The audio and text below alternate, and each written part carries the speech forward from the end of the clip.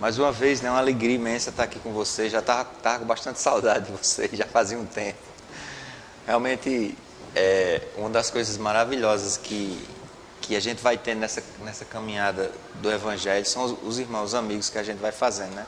Toda vez que a gente reencontra, a gente vê que está bem, é uma felicidade muito grande. Estou muito feliz realmente, sempre, né? Sempre que o Senhor me chama em qualquer lugar, e aqui novamente muito feliz por estar aqui com vocês.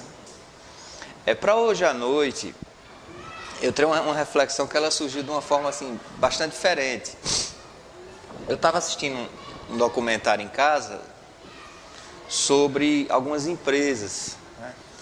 E casos de sucesso de alguns empresários. E ali, cada empresário naquele evento dava seu testemunho e falava 5, 10 minutos sobre fatores que foram determinantes para seu sucesso, para chegar onde eles chegaram. E me chamou a atenção, eu me identifiquei muito com um dos casos, e daí surgiu essa reflexão da hoje, de um empresário, que ele contou uma coisa muito diferente dos demais. Uns atribuíam muito trabalho, uns atribuíam a ajuda financeira da família, outros atribuíam a sorte no mercado, enfim, vários. Mas esse empresário particularmente, ele atribuiu a uma coisa que me chamou a atenção, que ele dizia que ele trabalhou dos 8 aos 14 anos como engraxate, lá em São Paulo, e ele morava num bairro bem afastado lá do centro de São Paulo, onde ele trabalhava, e ele contava que sua rotina era muito dura. Muitas vezes ele dormia na rua, mas normalmente ele voltava para casa. E quando ele voltava, já tarde, o interesse dos seus pais era simplesmente pegar o dinheiro que ele fazia engraxando sapatos durante o dia. Mas sua avó, que morava nos fundos da sua casa, o recebia muito bem, escutava suas histórias durante o dia, botava janta para ele, arrumava um banho para ele tomar. Ele dizia que era tão importante aquela volta para casa que... Deixa eu passar um pouquinho.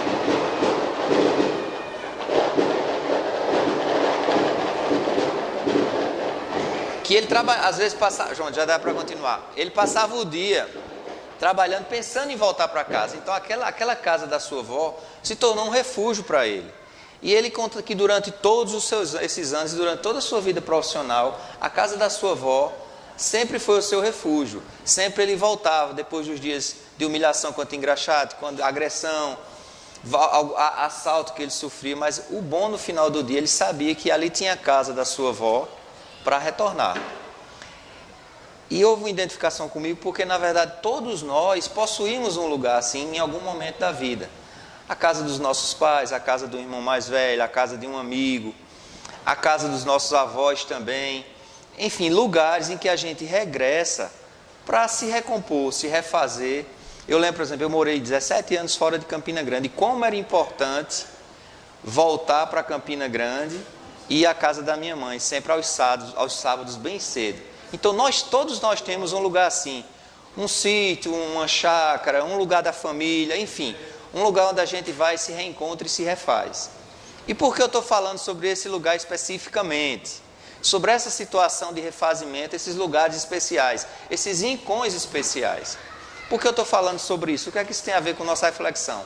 Porque o próprio Mestre Jesus, ele possuía um lugar assim. Ele possuía um lugar, durante os 3 anos efetivos da sua evangelização, do seu trabalho, de divulgação da sua doutrina, ele possuía um lugar onde ele voltava, sempre ao final do dia, para se recompor, para encontrar os seus queridos, para estar mais próximos dos que lhe eram, das pessoas que ele mais amava, que eram mais próximas a ele. O Senhor Jesus possuía um lugar assim. O Mestre também nos deixou essa lição, mais uma, e é para essa lição que eu queria que nós atentássemos para essa noite, para esse lugar especial que o Senhor tinha. Nós temos vários, esse lugar se chama Betânia. Nós temos várias passagens no Evangelho, onde ao final do seu dia, o Mestre retornava a Betânia para se alimentar, para dormir, para descansar. Não é? Então, essa cidade, Betânia, essa cidadezinha, muito pequena, que ficava ali nas proximidades de Jerusalém, era o rincão do Senhor, era o lugar para onde o Senhor voltava. E nossa reflexão nessa noite é por que o Senhor voltava para lá? O que é que aquele lugar tinha que pode ensinar nós também, que pode nos trazer ensinamentos. Por que Betânia era tão especial para o Senhor? Porque o Senhor Jesus, o Espírito mais elevado que já pisou nessa terra, também nos deixou esse exemplo de um rincão, de um lugar que ele retornava para se refazer, para se recompor, para recarregar as baterias já na nossa linguagem. Não é? Eu trouxe um texto do Evangelho que fala, para exemplificar, para ilustrar para vocês verem que o que eu falo realmente está no Evangelho. Essa cidade, Betânia, na verdade haviam duas Betânias que são citadas no Evangelho. E existia a Betânia do Além Jordão, que era a Betânia onde João Batista, ali próximo de João Batista, batizava. E existia essa Betânia que ficava nos arredores de Jerusalém, em torno de 5 quilômetros de Jerusalém. Que essa Betânia é citada 11 vezes no Evangelho.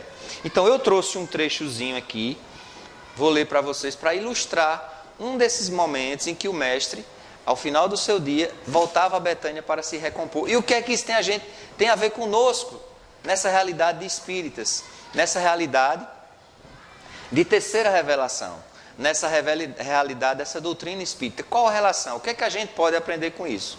E esse é o convite para essa noite. Então essa referência está no Evangelho de Mateus, no capítulo 21. E o texto, apenas 2 ou 3 versículos, mas o texto diz o seguinte: E entrou Jesus no templo de Deus, e expulsou todos os que vendiam e compravam no templo. Derrubou as mesas dos cambistas e as cadeiras dos que vendiam pombas. E disse-lhes: Está escrito, a minha casa será chamada casa de oração, mas vós a tendes convertido em covil de ladrões.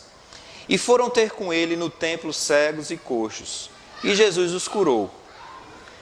Vendo então os principais dos sacerdotes e os escribas as maravilhas que Jesus fazia, e os meninos do templo clamando: Hosana ao filho de Davi, ficaram indignados e disseram-lhe: Ouves o que estes dizem? E Jesus lhes disse: Sim, nunca lestes, pela boca dos meninos e das criancinhas de peito, tiraste o perfeito louvor. E deixando o templo, Jesus, agora sim onde eu quero chegar, e deixando o templo, Jesus saiu da cidade, foi para Betânia e ali passou a noite. Bom, esse aqui é um dos exemplos que tem no Evangelho, onde afinal de um dia muito difícil, porque essa passagem de Jesus expulsar os vendilhões do templo já gerou bastantes interpretações, bastante análise, muitos conflitos em torno dessa atitude de Jesus, que precisa de uma análise mais profunda para que a gente entenda, uma atitude, vamos dizer assim, bem assertiva, bem forte. Foi difícil para o mestre, mesmo a gente diz assim, foi difícil para o mestre porque a gente analisa a nossos olhos. Imaginamos que não tenha sido dos dias mais fáceis para o Senhor aqui na terra, mas ao final do dia, Jesus retornou a Betânia. Betânia que não tinha, volto a falar de Betânia agora, que não tinha nada demais. Um vilarejo pobre, um vilarejo paupérrimo. Aos dias de hoje, pessoas que viviam ali com menos de um salário mínimo.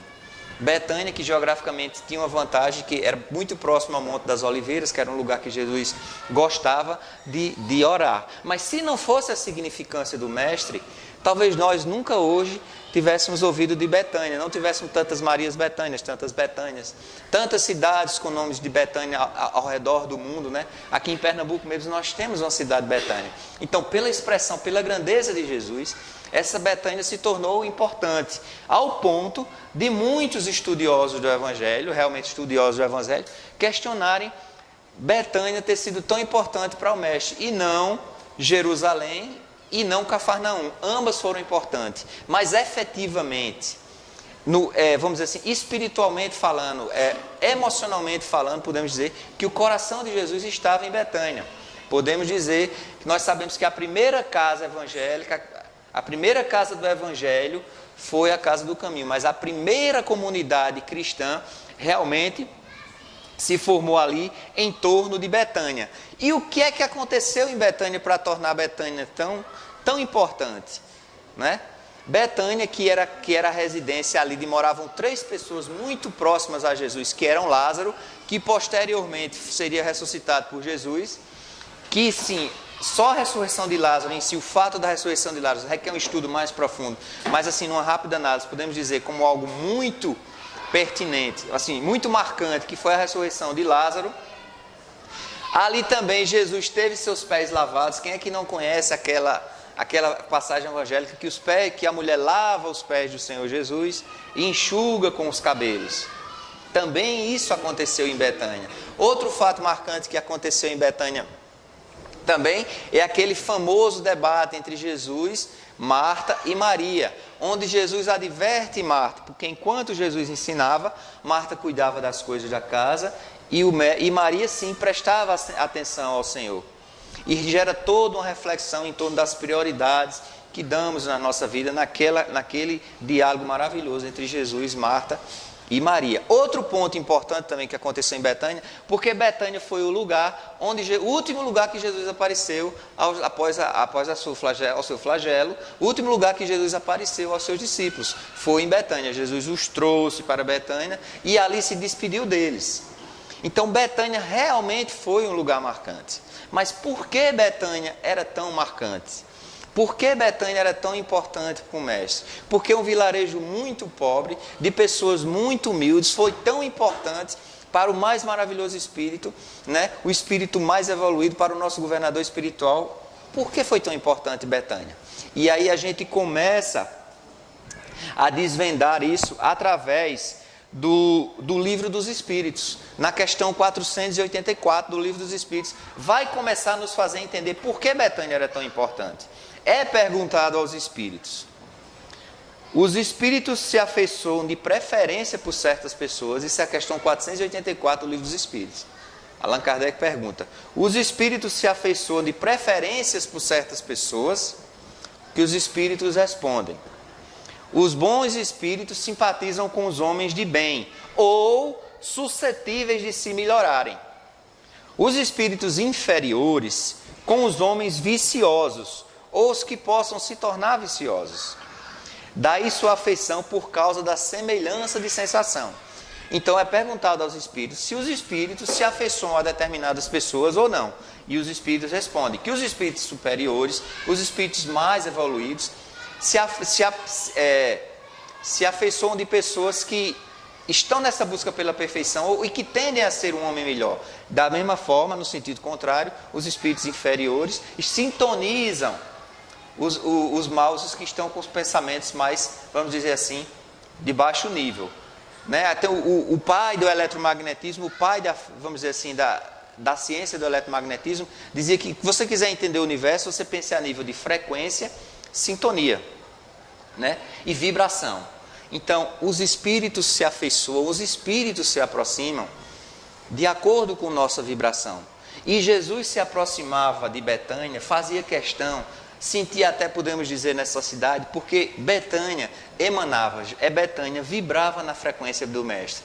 Betânia tinha a sintonia dos pensamentos do Mestre. Aquela comunidade de pessoas humildes estava muito próxima, era o lugar mais agraciado, era o lugar favorito de que o Mestre adorava estar. Por isso que, à primeira vista, podemos dizer que essa era a razão porque Jesus adorava Betânia. E aí vem a primeira lição de Betânia.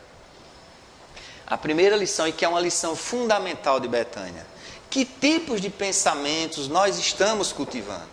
Que tipos de espíritos, que tipos de entidades, que tipo de influência nós estamos atraindo com nossos pensamentos? Que tipo de pensamento nós estamos cultivando? Porque não vai nos adiantar nada estar na casa espírita, estar sempre recebendo o passe, estar participando do evangelho, se a gente, ao se retirar da casa espírita, nós alimentarmos pensamentos que nos puxem para as más influências. Não vai adiantar de nada se nós não ocuparmos a nossa mente, se nós não ocuparmos os nossos corações com as coisas que vêm do Senhor, com a leitura edificante, com a prece diária, com a reflexão e principalmente com a vigília aos nossos pensamentos, com a contenção, mesmo que aquela batalha tremenda interna dos nossos pensamentos diante do impulso pelo fazer o errado, o impulso pelo egoísmo, o impulso pela violência, né? O impulso da língua, da agressão pela língua, o impulso de julgar. Nós temos que vigiar nossos pensamentos. Nossos pensamentos estão atraindo né, o Mestre, nossos pensamentos como aquela comunidade simples de Betânia, estão atraindo para nós as boas influências? Será que muitas situações de dificuldade, de problemas na nossa vida, não são resultados dos pensamentos, da maneira que nós estamos vibrando, na maneira no que estamos sintonizando? Essa é uma reflexão que eu me fiz, uma interrogação que eu me fiz e repasso para os amigos. Porque Betânia, de início, de cara, nos dá essa primeira lição. Nós precisamos aprender a cultivar bons pensamentos. Nós precisamos aprender a imitar o que o Mestre pensava, a buscar o que Jesus pensava. Será que os lugares que eu frequento possuem a vibração de uma pessoa, de um espírito encarnado que deseja atingir o modelo Jesus Cristo? Será que o que eu assisto, será que as músicas que eu escuto, será que o que eu leio, né? O que é que eu estou fazendo entrar em mim? O que é que eu estou fazendo entrar em mim? O que está entrando através dos meus olhos, dos meus ouvidos, está ajudando nessa minha caminhada? Está alimentando em mim pensamentos edificantes, pensamentos que podem me levar para um patamar melhor? Então, essa é a reflexão que nós temos que fazer. Essa reflexão que cada um de nós, indubitavelmente, não há como fugir disso. Nós temos que refletir sobre isso a cada dia. Na hora que a gente deita, ou na hora que a gente acorda, na hora que o mundo silencie, que é só apenas eu e meu travesseiro, você e seu travesseiro. A gente tem que, pelo menos nessa hora, Senhor, hoje, quais as minhas ações? Como, de que forma eu vibrei hoje, Senhor, para te trazer para perto de Ti? Que a gente reclama das obsessões, mas às vezes nós mesmos procuramos determinadas influências de uma forma gritante para a nossa vida, né? Então essa é a primeira grande lição que aquelas pessoas simples, né, aquelas pessoas vidradas e apaixonadas pelo Evangelho trazem para nós. Porque você imagina, não é simples imaginar Jesus sentir prazer de me visitar, Jesus sentir prazer de adentrar a minha casa, Jesus sentir como ele sentiu enquanto encarnado, necessidade de estar com aquelas pessoas. É porque aquelas pessoas, aquele pequeno grupo, estava no caminho certo. Aquelas pessoas estavam, talvez daquele grupo todo, de todos aqueles discípulos, de tudo que Jesus pregasse, talvez aquelas pessoas eram que tivessem mais compreensão, uma melhor vivência da mensagem do Cristo já naquele momento, né? Então isso é a primeira lição de Betânia, e eu queria que os irmãos fizessem um esforço para guardar isso no coração. Vamos cuidar dos nossos pensamentos, né?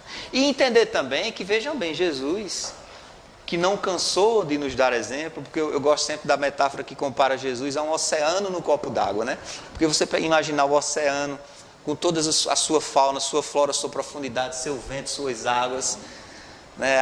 Aquela beleza, suas cores, todo aquele oceano imenso dentro de um copo d'água. Jesus, enquanto encarnado, era assim. A matéria que envolvia o Cristo era muito insuficiente para caber a sua grandeza. Aquilo ali foi uma didática muito forte, uma maneira muito forte da gente aprender, seguindo o exemplo de Jesus encarnado. Então Jesus também nos deixou o exemplo. Jesus tinha um lugar assim. Jesus tinha um lugar, e agora eu já falo espiritualmente, não estou falando mais da casa dos avós. A casa dos avós, dos pais também tem vamos dizer assim, tem um lado espiritual, mas eu falo puramente espiritual. Jesus tinha um lugar assim. E nós? Será que nós, o Mestre sentia essa necessidade? E será que nós precisamos de um lugar assim? Será que a gente não precisa de um lugar, pelo menos que uma vez na semana a gente vá lá e recorra e se reenergie, se recarregue e se refaça, né? Será que a gente não precisa de um lugar assim também? Ou a gente está bem? A gente não precisa. A gente não precisa da comunidade, a gente não precisa de um lugar assim. E eu ainda puxo mais essa pergunta. Eu estou fazendo para vocês as perguntas que eu me fiz. E eu não, será que a casa espírita já é esse lugar para mim? Porque enquanto espírita, eu não posso imaginar outro lugar onde eu possa me refazer espiritualmente que não seja a minha casa espírita. Não é? Será que eu já transformei a casa espírita que eu faço parte num lugar de refazimento, num lugar de reencontro com o Cristo?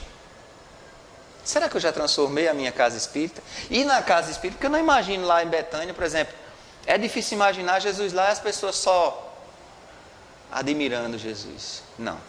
eu imagino que ali a caridade era generosa, né? Os exemplos de caridade, de amor, de solidariedade, de ajuda ao próximo, de ouvido dos problemas do próximo, de atenção ao próximo, eram abundantes. Então, eu não imagino também que a casa espírita não seja diferente disso. A gente descansando e carregando pedra, né? Já escutaram esse ditado? E na casa espírita é assim, a gente se refaz, mas a gente ajuda, a gente trabalha. A não ser que aqui na Seara Espírita não precise dos seus colaboradores. Porque se for até Fábio, eu tenho certeza que vai ter trabalho para todo mundo. E é o trabalho edificante, o trabalho da caridade, o trabalho que regenera. E era esse tipo de trabalho que era feito, esse tipo de vida que se existia em Betânia. Então eu já transformei a minha casa espírita na minha Betânia, no meu rincão espiritual, naquele lugar que eu faço questão de voltar. Existe um documento da FEB, um documento muito interessante, muito bom, que todos nós poderíamos ler, ele não é extenso, que é a Orientação ao Centro Espírita. E se você ler esse documento, eu peguei esse documento e fui fazer um paralelo do Centro Espírita com Betânia. E as semelhanças são inúmeras. São inúmeras. E eu trouxe aqui alguns poucos pontos para a gente ver como essa casa espírita pode e até deve, para nós espíritas, ser o nosso lugar de refazimento, ser o nosso lugar de reconstrução. Porque Jesus, no Evangelho de Jesus, Jesus ele requer de nós uma vontade íntegra. A gente não vai evoluir se a gente não fizer a nossa parte. Todo mundo já viu, você quer ser curado? Jesus perguntava, porque você tinha que querer, você tinha que assumir o compromisso. E essa vontade íntegra significa fazer a nossa parte. E nesse documento aqui, que eu vou ler só um pouquinho para vocês, Orientação ao Centro Espírita, lá tem um item logo no comecinho que é o que são centros espíritas. E são várias frases, várias definições dizendo o que é um centro espírita.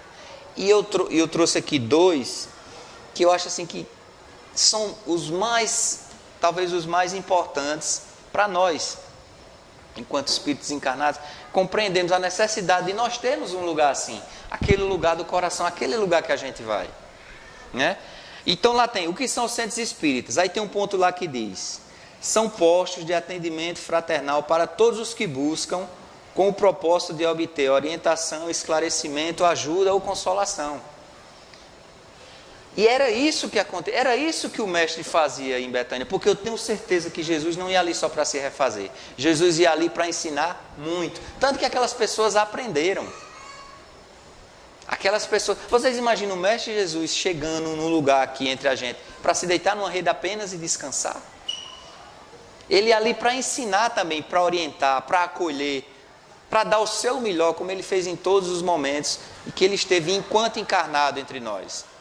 Então, isso é um ponto muito importante. Outro ponto importante, que aqui tem uma frase que eu acho fantástica, que ele diz: são recantos de paz construtivo. Isso aqui é o Centro Espírita, viu? Eu estou falando de Betânia, estou falando também de Betânia, mas estou falando do Centro Espírita. São recantos de paz construtiva, que oferecem aos seus frequentadores oportunidades para o refazimento espiritual. Essa palavra está lá, refazimento espiritual.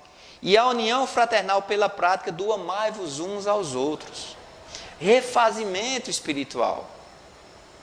Eu acredito, essa talvez seja a função, uma das funções mais assim, marcantes da casa espírita, pelo menos para mim. Eu não aguento passar uma semana, pelo menos uma reunião pública eu tenho que estar, pelo menos, para me refazer, né? Para conviver com os meus fraternos, os meus irmãos de casa espírita, com minha oportunidade de trabalhar pelo Evangelho do Cristo, de praticar a caridade, porque o Evangelho do Cristo, ele é em função do outro. Não existe evangelho, não existe seguidor de Jesus que só pensa nele. Eu vi até uma maravilhosa definição, eu estava ouvindo até essa semana numa palestra de Emmanuel sobre felicidade. O que é felicidade? A Emmanuel responde: felicidade é prosperidade. É perguntado o que é o mal e o que é o bem. No que Emmanuel responde: o mal é prosperidade, o mal é saúde, o mal é educação, o mal é abundância, o mal é dinheiro, o mal é tudo isso só para você. E o que é o bem? No que Emmanuel responde, é tudo isso, agora para todos. Então nós cristãos não vamos encontrar esse reino de Deus, essa felicidade perpétua, se a gente não entender que passa pelo outro, se a gente não entender que passa pela prática da caridade. E os centros espíritas que nós estamos, os centros espíritas que nós fazemos parte, são lugares propícios, são escolas também, além de hospitais, para que a gente comece a praticar isso. Se a gente não conseguir praticar dentro da nossa casa espírita, como é que a gente vai conseguir praticar lá fora? Então aqui é o lugar. Se a gente quer evoluir, a gente quer crescer, a gente tem que buscar aqui aprender. Nossos irmãos, os outras almas, os outros espíritos estão aqui oferecendo a cada um de nós essa ajuda, na prática da caridade, tentando nos dar o melhor, cada dia, cada semana. E nós também. Quantos irmãos se esforçam numa casa dessa para manter a prece, manter o estudo do Evangelho, manter a casa limpinha, manter o banheiro limpo, tudo organizado para que a gente venha se refazer. E é importante porque é uma via de mão dupla, porque hoje a gente vem para a palestra, amanhã a gente está ajudando de outra forma. Então, a felicidade, o Evangelho do Reino dos Céus, é isso que Emmanuel falou. É tudo, é para todos juntos. Não é? E ele continua, quais são os objetivos da Casa Espírita? Eu só trouxe um, que é buscar esclarecimento aos que querem, né? E buscam esclarecimento, orientação, amparo para os seus problemas espirituais, morais e materiais. Então, meus irmãos, são muitas semelhanças entre Betânia, entre tudo que acontecia nessa comunidade Betânia e a nossa casa espírita. E se o mestre precisou de um lugar assim, talvez a gente também precise. Talvez a gente também precise. E eu falava para vocês no início das diversas eventos marcantes do mestre que aconteceram em Betânia. E eu falei da mulher que ungiu os pés do Senhor, que lavou os seus pés com cabelos, lavou os seus pés com unguento, enxugou com os cabelos. Eu falei da ressurreição de Lázaro, eu falei do debate de Marta e Maria. E eu falei da última vez que o Senhor esteve com os apóstolos, que foi em Betânia. E como o tempo para uma palestra pública não é tão grande, eu vou pegar apenas uma liçãozinha de cada tema dessa, porque cada passagem dessa dá para fazer. São inúmeras lições. Mas eu queria falar daquele caso da mulher que lavou os pés do Senhor com unguento e enxugou com os cabelos. Jesus estava na casa de Simão, o leproso, que para alguns estudiosos, Simão o leproso era um daqueles 10 leprosos, que também está lá no Evangelho, e o Senhor curou. Você lembra da passagem dos 10 leprosos? E só um veio agradecer. Pronto, para muitos, é esse Simão leproso que também morava em Betânia. Jesus estava numa refeição na casa de Simão leproso. Chega uma mulher, lava seus pés e enxuga com os cabelos. Para as pessoas mais abastadas, era uma prática para os seus, vamos dizer assim, para as suas visitas, para os seus hóspedes, porque naquela época, pessoal, não tinha Uber, né? Não tinha transporte coletivo, era a pé, era chão de terra, usavam aquelas alpercatas de couro. Imagina os pés como ficava. O pessoal não ia para manicure toda semana, não tinha aqueles cortador de unha, o negócio era complicado. Então você imagina, se andava muito, então chegar na casa de uma pessoa e lavar os pés, era um grande presente que as pessoas recebiam, um grande regalo, vamos dizer assim. Até porque aquele pessoal de Betânia era um pessoal muito humilde. Mas aí, essa mulher, Maria, irmã de Lázaro, chega e lava os pés do Senhor com um unguento, que era algo muito caro, tanto que um dos discípulos, alguns dizem que é Judas, critica, mas Senhor, está vendo, essa mulher pega esse unguento caro para lavar teus pés, E em vez de dar o dinheiro aos pobres, ele faz uma crítica a Maria, que Maria faz isso. E ela enxuga com seus cabelos. Maria podia simplesmente ter lavado os pés do Senhor com água. Mas não, ela fez questão de lavar com unguento. Ela fez questão de fazer aquilo para o mestre da melhor forma possível. De uma forma que foi, assim, a forma mais, vamos dizer assim, mais perfeita que podia ser feita naquele momento. E aí vem uma lição para nós.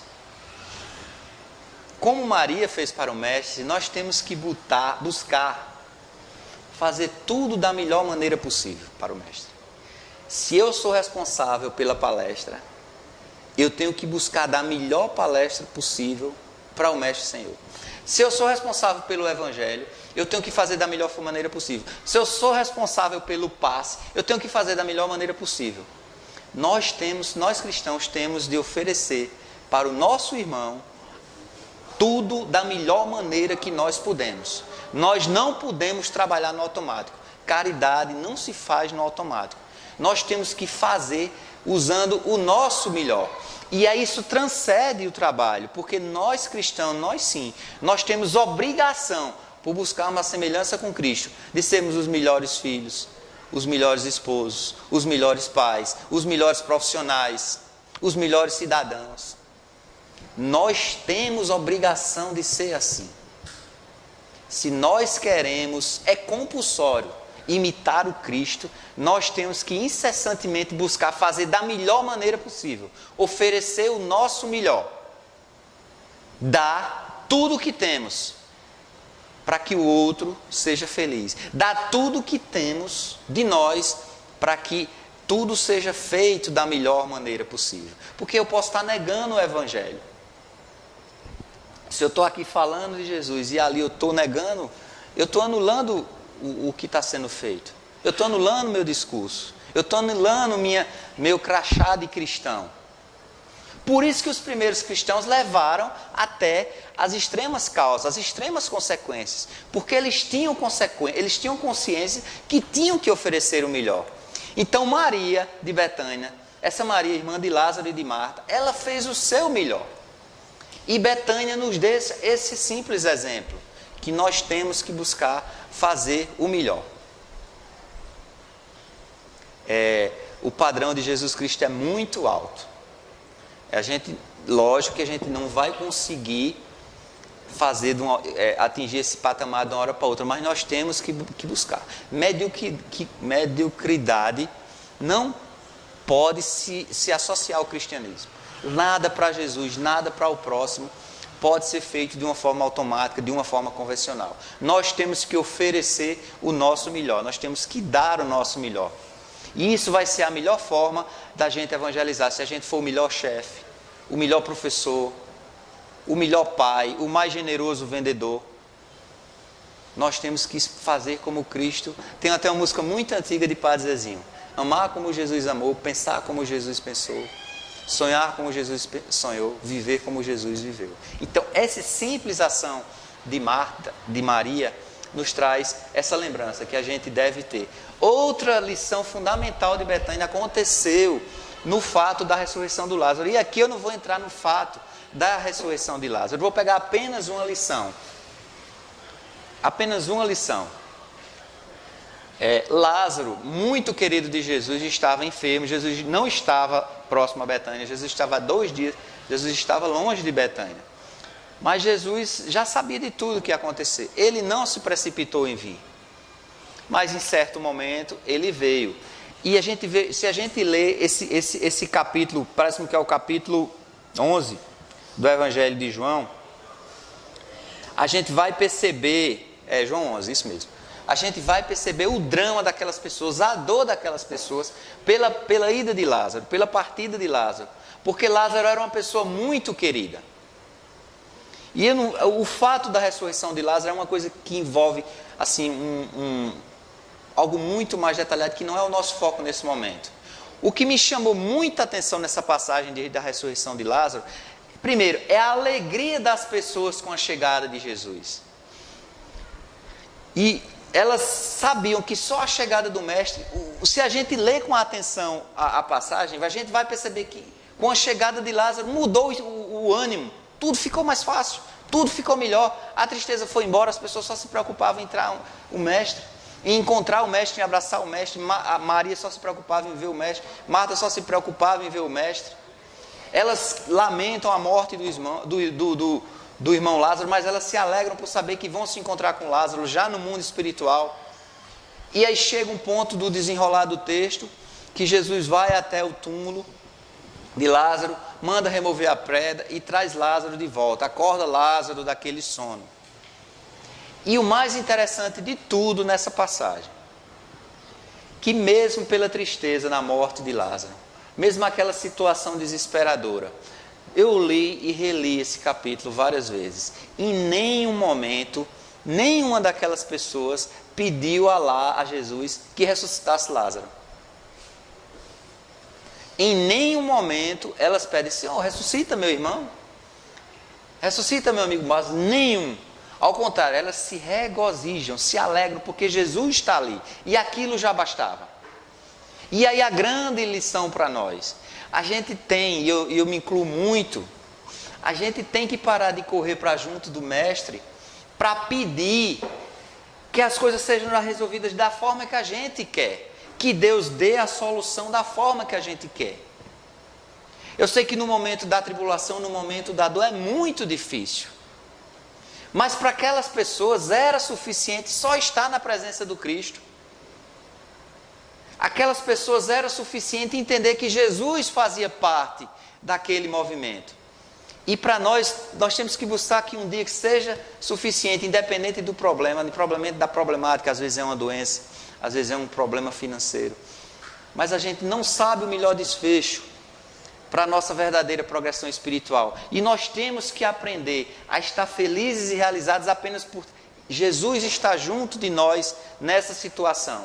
Difícil, por mais difícil que possa ser, por mais difícil que possa parecer, essas pessoas entendiam que bastava o Cristo estar ali.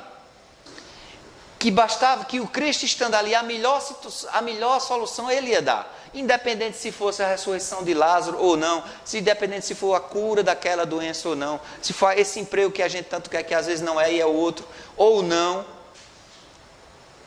Independente daquele filho, tudo. Nós temos que aprender com essas pessoas de Betânia a ir para Jesus com o coração aberto e apenas alegre para ter trazido ele. É igual quem joga futebol, né? Quem já jogou futebol sabe, tem um cara que joga muita bola, quando aquele cara você consegue trazer ele para o seu time, aí você já, opa, o negócio agora está mais tranquilo. E na vida da gente tem que ser assim, quando a gente, opa, eu estou com o Cristo aqui, eu estou com o Evangelho, eu estou com a doutrina espírita aqui comigo. Vai ser difícil, mas eu tenho que buscar o meu melhor. E o melhor nem sempre, ou quase sempre, na maioria das vezes, não é o que a gente quer. Não é da forma que a gente espera. Porque nós não temos ainda como compreender o que é melhor para nós. Na forma definitiva, nós não temos. Né? Então essa lição de Betânia é fantástica, é sensacional. E a gente também tem que lembrar dessa lição. Uma outra liçãozinha de Betânia. Havia um diálogo esse diálogo é riquíssimo, entre Jesus, Marta e Maria. Estavam lá na casa, né? As duas irmãs e Jesus. E Jesus ensinava a Maria e Marta arrumando a casa, cuidando da louça, fazendo os trabalhos de casa. E Maria reclama. Por certo, Marta estava fazendo algum barulho, estava atrapalhando. Senhor, fala aí com Marta, que o Senhor ensinando aqui, e ela aí cuidando das coisas aí, está atrapalhando. E Jesus diz: Marta, tu andas muito preocupada com as coisas desse mundo. Vem para cá, vem aprender aqui comigo. E isso também é a mesma fala que o Senhor fez lá no Evangelho, alguns momentos antes, quando ele diz: buscai primeiro o reino de Deus. Isso entra muito no Espiritismo, quando a gente entende da imortalidade da alma. Né? Que a imortalidade, a gente pensa: poxa, é bom, eu vou mais longe, né? Não acaba aqui. Mas o outro lado da moeda é que essa casa que a gente está se matando para pagar, esse carro que a gente está se matando para pagar, eles não vão com a gente com o fim dessa vida, né? Essa dívida que está me consumindo, não vai com a gente. Esse dinheiro que eu junto e não deixo nem ligar a televisão para não gastar energia, esse dinheiro não vai com a gente. Então a lição de Maria é essa. A lição de Maria é que a gente tem de aprender a se comportar como espírito imortal. E espírito imortal, lógico, nós temos que trabalhar, nós temos que alimentar nossos filhos, nós temos que estudar, nós temos que buscar, como eu já falei antes, a gente tem que buscar ser o melhor. Mas em primeiro lugar, se assemelhar ao Cristo. Em primeiro lugar, o reino do Senhor. Em primeiro lugar, né, a gente reservar aquele tempinho durante o nosso dia para a nossa prece, para o nosso evangelho. Em primeiro lugar, evoluir no sentido, porque essa é a real razão que nós estamos aqui, né? Todas as outras coisas que acontecem na nossa vida, nosso filho, nosso casamento, nosso trabalho, isso são tudo acessórios para que a gente caminhe rumo àquele objetivo maior, final de espírito eterno. Mas devemos sempre buscar primeiro o reino dos céus, ou seja, Marta, cuida dessas coisas, mas agora é hora de estar aqui estudando, né? Agora é hora de estar aqui aprendendo de mim. E para finalizar, o último exemplo, e foi um fato marcante de Betânia, que o Senhor trouxe todos os seus, após o seu flagelo, o Senhor apareceu várias vezes aos apóstolos, e a última vez ele apareceu, os trouxe a Betânia, e a partir dali foi, e não apareceu mais aquele grupo. Isso para mim tem um simbolismo muito grande, tem uma simbologia muito grande, porque é como se o Senhor dissesse, olha, a partir daqui é com vocês. A partir desse exemplo de Betânia, é com vocês. Ou seja, a partir de Betânia, a partir de agora, peguem esse exemplo dessas pessoas aqui e sigam sem mim, entre vós, como encarnado. Isso só ilustra a importância daquela comunidade, a importância daquele local e a importância de todos esses exemplos do que ocorreram. A ressurreição de Lázaro dá um livro, o diálogo de Jesus e Marta dá outro livro. As lições são inúmeras, mas Jesus, na minha visão, para mim significa que ele quis, ao se despedir naquele lugar, que também olhássemos um pouco para tudo que aconteceu ali. Para olhássemos um pouco para tudo que aconteceu ali. Que essa Betânia nós encontremos e nós possamos encontrar e nós possamos buscar. Que nós possamos entender que todo esse esforço que nós devemos buscar é para o objetivo final dessa instauração do reino de Deus em nós.